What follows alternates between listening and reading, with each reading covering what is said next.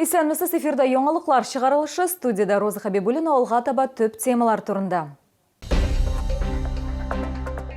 Машина йөртүчеләр кышка әзерләнә башлады. Тәгәрмәчләрне алыштырырга вакытмы? Каныңны биреп тормышны саклап кал. Кан үзәгендә ел сайын уздырыла торган акция узды. Кор әлегә юк, әмма шиномонтаж остаханәләрендә ыгы-зыгы инде барлыкка килде. Чаллы машина йөртүчеләре кышка әзерләнә башлады. Машина тәгәрмәчен кышкы резинага алыштырырга вакытмы? Белгечләр һәм машина йөртүчеләр фикерен Лилия Гатина тыңлады. Резина сатып алганда аны әзерләү вакытына да игътибар итәргә кирәк дип уртаклашты сату буенча менеджер Адель Мустафина. Белгеч сүзләренчә, әгәр аны 2 ел дәвамында кулланмасалар, шина яңа дип санала. Моннан тыш автомобиль сөючеләрнең сайлау мөмкинлеге дә бар. Шипланган яки липучкаларда резина сатып алырга була. Переобуть свой автомобиль, это где-то в среднем выйдет 30 тысяч, это приобретая, так скажем, средний сегмент по шинам.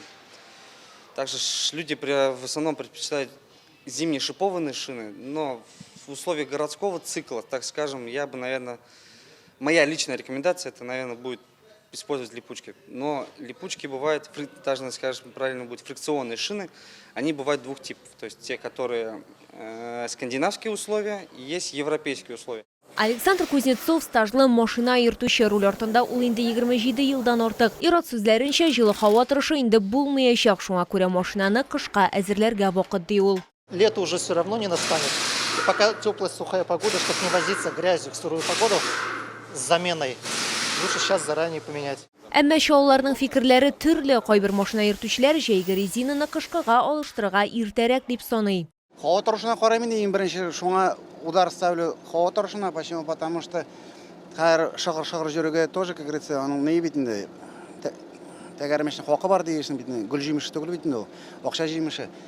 Шуңа күрә инде стажга карыйбыз да инде, погодага карыйбыз инде. Ну, барыбер кешенең тәгәрмәченә нитәбез инде. Әзрәк оценка ясыйбыз. Ага, 70% уже алмаштыргач уже карый башлыйсың инде. Күбрәк погодага инде. Шиномонтаж остаханәләрендә шау-шу 2 атна элек үк башланган иде. Машина йөртүчеләргә алдан язылырга киңәш итәләр. Чөнки беренче кар яву белән эш сизерлек артачак һәм зур чиратлар көтелә ди белгечләр. Исходя из погоды, в ближайшее время уже планируется стабильный минус и даже возможен снег, гололедица, опасные ситуации на дорогах. Мы советуем записаться заранее, на шиномонтаж не ждать. Тем более зимняя резина требует обкатки заранее. Записаться сейчас можно удобно онлайн или по телефону и переобуть и быть всегда то есть уверенным в своих шинах и в безопасности. Быел седанда резинаны алыштыру ким дигәндә 2000 сумга төшәчәк. Кроссовер йөртүчеләргә тәгәрмәч диаметрына, машина маркасына, балансировкага һәм башка өстәмә хезмәтләргә бәйле рәвештә 3000-нән 4000-гә кадәр түләргә туры киләчәк. Лилия Гатина, Сергей Вильданов, яңалыклар. Кан үзәгендә ел сайын үткәрелүче көзге кан тапшыру акциясе узды. Аны донор берләшмәсе ярдәмендә Нур яшьләр үзәге оештырды. Акциядә яшьләр оешмасы хезмәткәрләре һәм шәһәр халкы катнашты. Беренче каты акциядә катнашучыларның бүләккә беләзе, кан төркеме белән брелок һәм башка сувенир продукция алу мөмкинлеге бар иде. Юлия Исмәгыйлова, Татарстан Республикасында донорлар җәмгыяте вәкиле. Ул шулай ук даими рәвештә кан тапшыра, аның инде 38 донациясе бар. Мне кажется, что это нормальная часть жизни человека, который может это делать, потому что донорство – это такой, не то, что это тихий подвиг, это просто то, что человек может делать и легко с этим может приходить, сдавать кровь и при этом помогать людям и отдавать частичку себя, которая потом к нему все равно возвращается. 18 яшьтән өлкәнрәк кешеләр донор була ала. Кеше кан үзәгенә мөрәҗәгать иткәндә бердәм федераль мәгълүмат базасы буенча тикшерелә. Бу аның спид үзәктә тире венерология һәм наркология диспансерларында учетта турмавын ачыклау өчен кирәк. Әгәр юк икән, канны рәсмиләштерелгәннән соң алдан тикшерү өчен лабораториягә җибәрәләр. Ему определяют гемоглобин. Если у человека низкий гемоглобин, то он тоже не допускается до кроводачи. Определяют группу крови, резус-фактор. Потом уже человек отправляется к врачу-трансфузиологу, где измеряют вес, рост.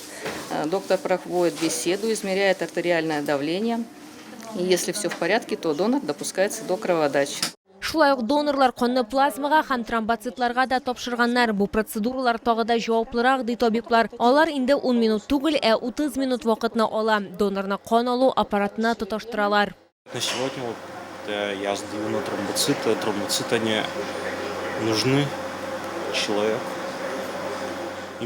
Именно в большом количестве, чтобы в случае повреждения кожи тромбы могли собраться и сделать закупорку, и была некая защита организма. Кон үзәге хезмәткәрләре тромбоцитларны дәвалау учреждениеләре заявкалары буенча әзерлиләр. Аларның саклану вакыты кыска, нибары 5 көн. Алар химиотерапиядан соң, онкология операцияләрдән соң йөрәк кан тамырлары системасын аурулары, кан аурулары булган пациентларга кирәк. Бүген кан үзәге базасында барлыгы 10 меңгә якын донор бар. Лилия Гатина, Лейсан Габдрашитова, Артем Колесов, яңалыклар.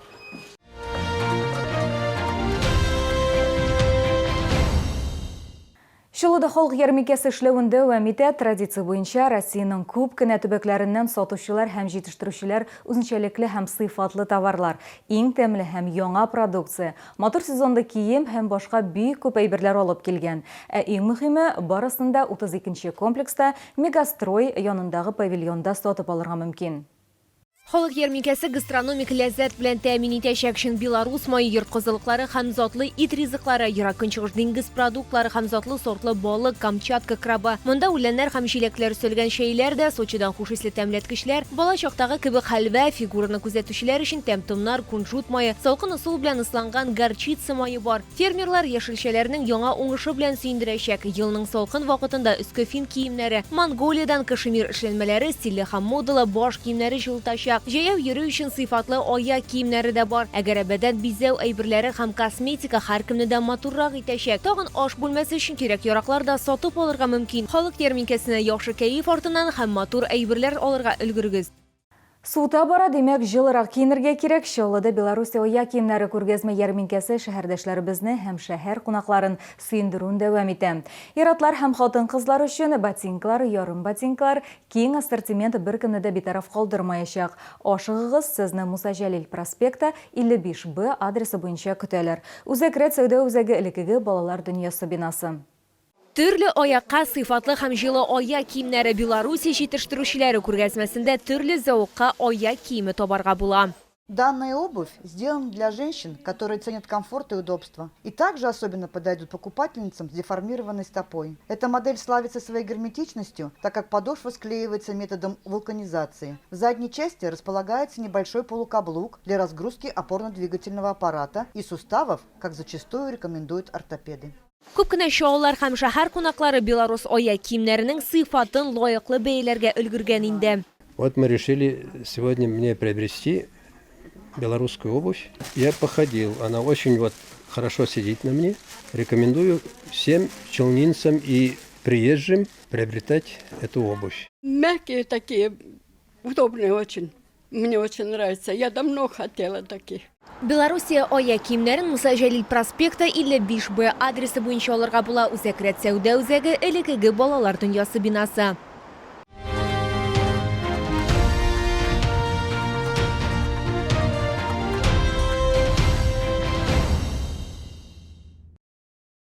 Без сезгә җиткерәсе соңгы мәгълүматыбыз иде. Мин Роза Хәбибуллина сезнең белән сау булашам, исән сау булыгыз.